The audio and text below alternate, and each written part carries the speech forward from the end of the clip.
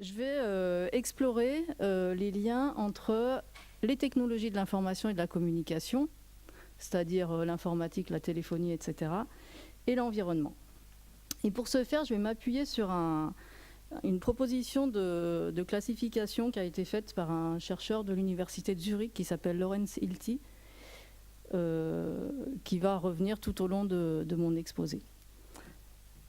Alors tout d'abord, vous avez pu entendre au cours de l'ensemble de la journée, comment les technologies de l'information et de la communication, comment les outils informatiques pouvaient être au service de l'environnement, dans la mesure où ces outils permettent de simuler, de monitorer, d'analyser, etc.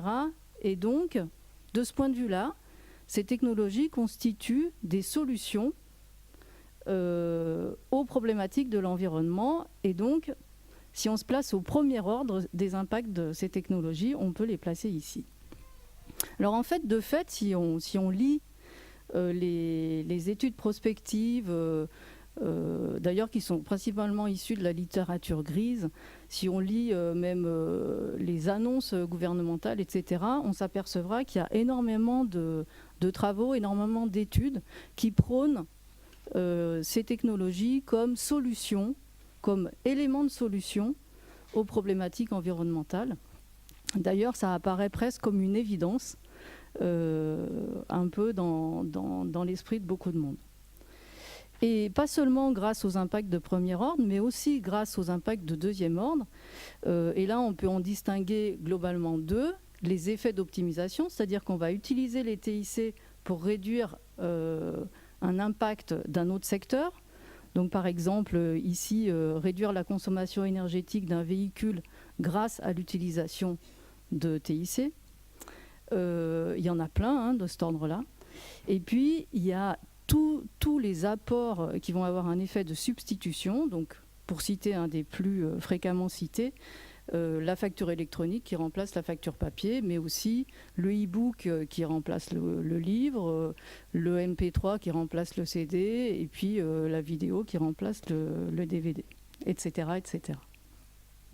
Alors on peut aller encore plus loin dans des impacts de troisième ordre, et c'est là qu'on se dirige, et c'est là qu'il semble y avoir une évidence globalement de positivité des TIC, puisqu'on voit bien qu'on se dirige vers une société profondément changée, avec une dématérialisation générale. On parle d'ubérisation, c'est revenu plusieurs fois, le télétravail, le e-commerce et tout ce que j'ai cité auparavant.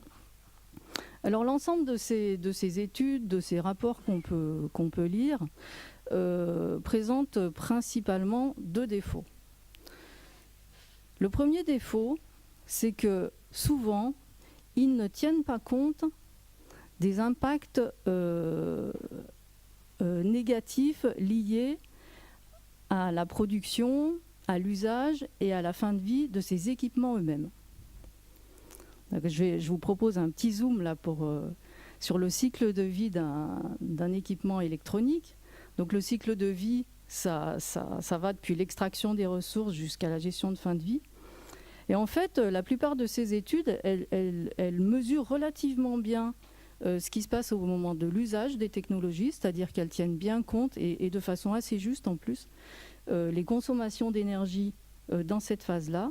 Par contre, en général, elles oublient les phases d'extraction de ressources et de fabrication, qui pourtant sont non négligeables, puisque si on fait une analyse de cycle de vie, on va se rendre compte que l'impact de l'extraction plus la fabrication, c'est en gros, c'est très simplifié ce que je dis, mais du même ordre de grandeur que l'usage, voire plus dans le cas d'objets très petits. Et ces études-là, elles négligent tous les impacts qui sont liés à la gestion de fin de vie, et ce d'autant plus que même les logiciels d'analyse de cycle de vie qu'on utilise, en fait, modélisent très très mal cette fin de vie, puisqu'il y a plein de données qui ne sont pas connues.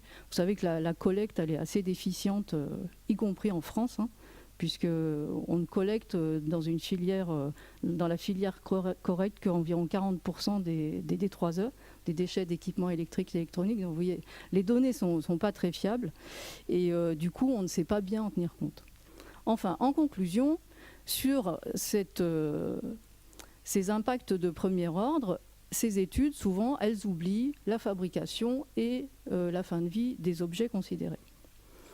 Alors, si on va un peu plus loin dans les impacts de deuxième ordre, on va se rendre compte qu'elles oublient aussi ce qu'on appelle les effets induits. C'est quoi les effets induits?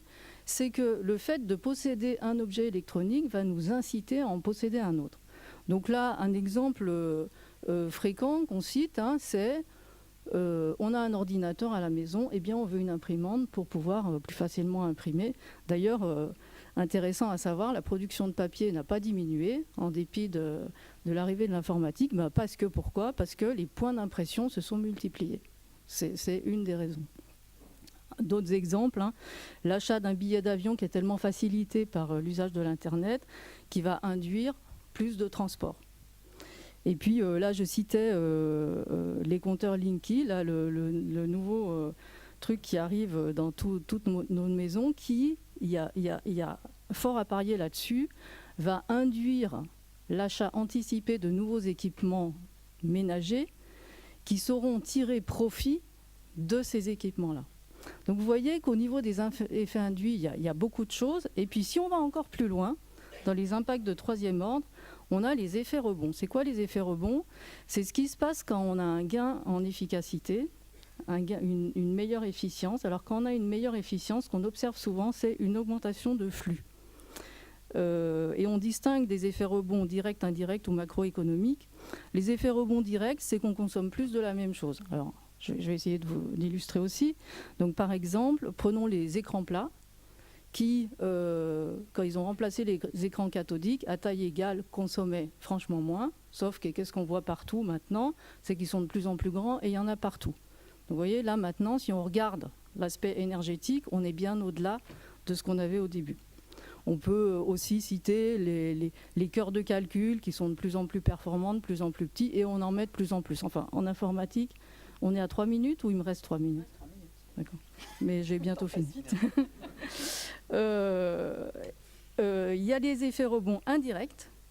Donc là, on va consommer plus d'autres choses. Donc par exemple, si on prend le e-commerce, il y a une optimisation par rapport au fait de commander sur Internet et donc de ne pas avoir les magasins, etc. Mais il va y avoir plus de transport. Pareil sur le télétravail, etc. etc. Alors, ça, c'était la première chose qu'ils oublient. La deuxième chose qu'ils oublient, tous ces rapports, c'est que souvent, en général, ils considèrent que l'énergie qui, des fois, est traduite en réchauffement climatique, par l'intermédiaire des gaz à effet de serre, sauf que ça oublie, en général, toute la problématique autour de la déplétion des métaux, de l'écotoxicité, de la toxicité humaine, etc., etc., etc., qui ont un impact plus ou moins direct sur la santé humaine et sur la biodiversité. Donc vous voyez que c'est un gros problème et qu'il serait temps de tenir compte de ça pour éviter les transferts de pollution d'une phase à l'autre, comme je vous ai dit, mais aussi d'un impact à l'autre ou d'une phase du cycle de vie à l'autre. Alors ça, c'est très compliqué, l'équation est complexe, l'optimisation est complexe, surtout qu'on est dans un monde où les forces en présence ont des intérêts assez divergents. Donc j'ai repris GAFAM, là c'est bien parce que ça a été cité par plusieurs personnes, les Google, Apple, Facebook,